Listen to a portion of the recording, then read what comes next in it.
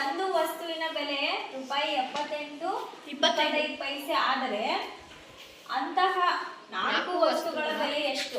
ಇದನ್ನ ಈ ರೀತಿ ಲೆಕ್ಕಗಳನ್ನ ನಾನು ಏಕಮಾನ ಪದ್ಧತಿಯಲ್ಲಿ ಹೇಳ್ಕೊಟ್ಟಿದ್ದೀನಿ.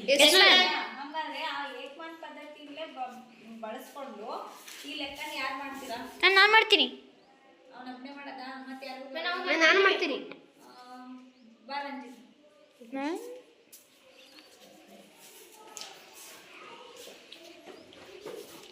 ಲಾಸ್ಟ್ ಟೈಮ್ ಮಾಡ್ತೀನಿ.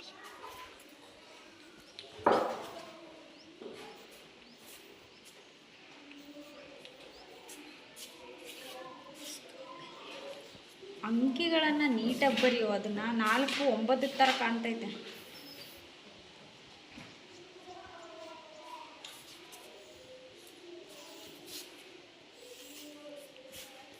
ಎಕ್ಸ್ಪ್ಲೇನ್ ಮಾಡ್ತಾ ಬರೀ ಹಂಗೆ ವಸ್ತುಗಳು ಬೆಲೆ ಅಂತ ಯಾಕೆ ಹಾಕೊಂಡೆ ಅದನ್ನೆಲ್ಲ ಹೇಳ್ಬೇಕು, ಎಕ್ಸ್ಪ್ಲೇನ್ ಮಾಡಬೇಕು. ಮಾಡಾದ್ಮೇಲೆ ಹೇಳ್ತೀಯಾ?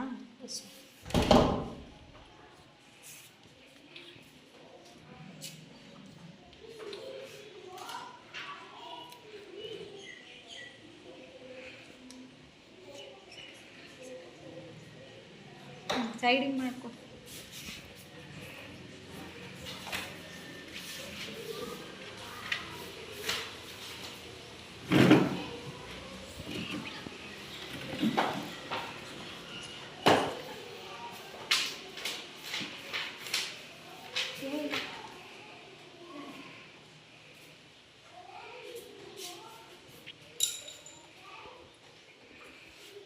ಸ್ಪೀಡಾಗಿ ಮಾಡ್ಬೇಕು ರಂಜಿತ್, ಇನ್ನಿಷ್ಟು.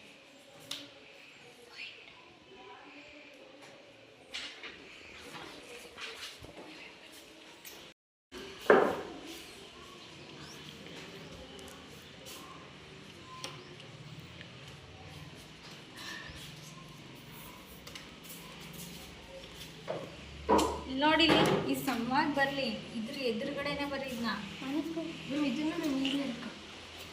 ಇಲ್ಲಿ ಅಂಡರ್ಲೈನ್ ಮಾಡಿದ್ದಂದ್ರೆ ಇದ್ರ ಉತ್ತರ ಹಿಂಗೆ ಬಂತಾ? ಇದು ಒಂದು ಸ್ಟೆಪ್ ಮುಗಿತಿದ್ದು, ಇನ್ನೊಂದು ಸ್ಟೆಪ್ ಇಲ್ಲಿ ಎದುರುಗಡೆನೆ ಬರಿಬೇಕು ತಾನೆ ಇದನ್ನ. ಅದು ಮೇಲೆ ಒಂದು ಕೆಳಗಡೆ ಬರೆಯಂಗಿಲ್ಲ.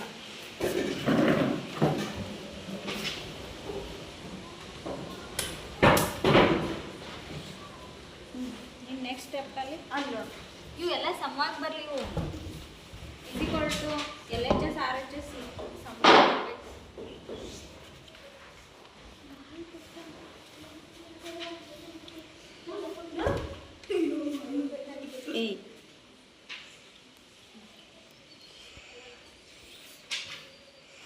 ರೂಪಾಯಿನ ಏನದು ಬರ್ತೀನಿ.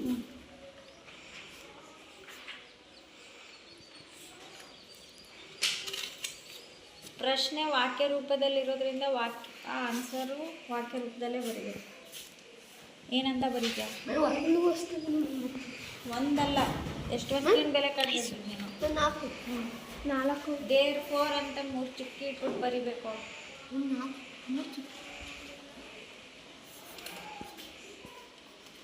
ದೇರ್ಫೋರ್ ಅಂತ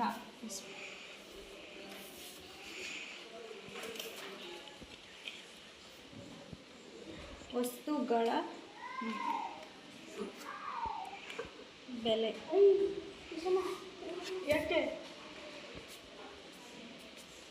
ಹ್ಯಾಂಡ್ ರೈಟಿಂಗ್ ಕೆಳಗಡೆ ಬರ್ಕೊ.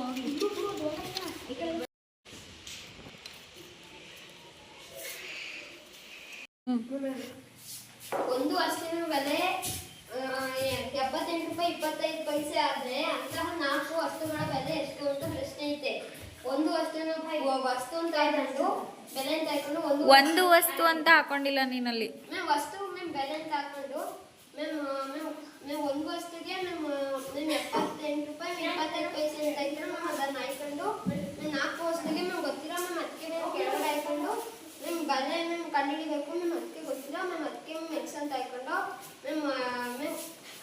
ಕ್ರಾಸ್ ಮಲ್ಟಿಪ್ಲಿಕೇಶನ್ ಮಾಡಿ ಎಕ್ಸ್ ಇಂಟು 1 ಅಂತ ಹಾಕೊಂಡು =4 ಇಂಟು ₹78.25 ಅಂತ ಹಾಕೊಂಡು ನೀವು ಎರಡನೇ ಗುಣಾಕಾರ ಮಾಡಿದ್ರೆ ₹314.00 ಬರ್ತದೆ. ಎಕ್ಸ್ =313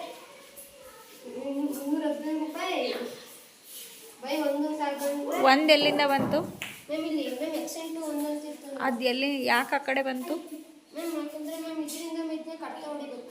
ಮ್ಯಾಮ್ ಕಟ್ತಾ ಹೊಡೆದು ಮ್ಯಾಮ್ ಎಷ್ಟು ಆನ್ಸರ್ ಬರ್ತೋ ಮ್ಯಾಮ್ ಅಷ್ಟು ಆನ್ಸರ್ ಮ್ಯಾಮ್ ಇಡಬೇಕು. ಎಲ್ಲ ಮ್ಯಾಮ್ ಆನ್ಸರು ಮ್ಯಾಮ್ 310 ರೂಪಾಯಿ ಮ್ಯಾಮ್ ಬಂತು ಮ್ಯಾಮ್. ಅದಕ್ಕೆ ಮ್ಯಾಮ್ 4 ವಸ್ತುಗಳ ಬೆಲೆ ಮ್ಯಾಮ್ 310. ಈ 1ರಿಂದ ಏನು ಕಟ್ತಾ ಹೊಡೆದ್ರು ಅಷ್ಟೇ ಬರುತ್ತಲ್ಲ, ಅದಕ್ಕೆ ಅದನ್ನ. Okay, good.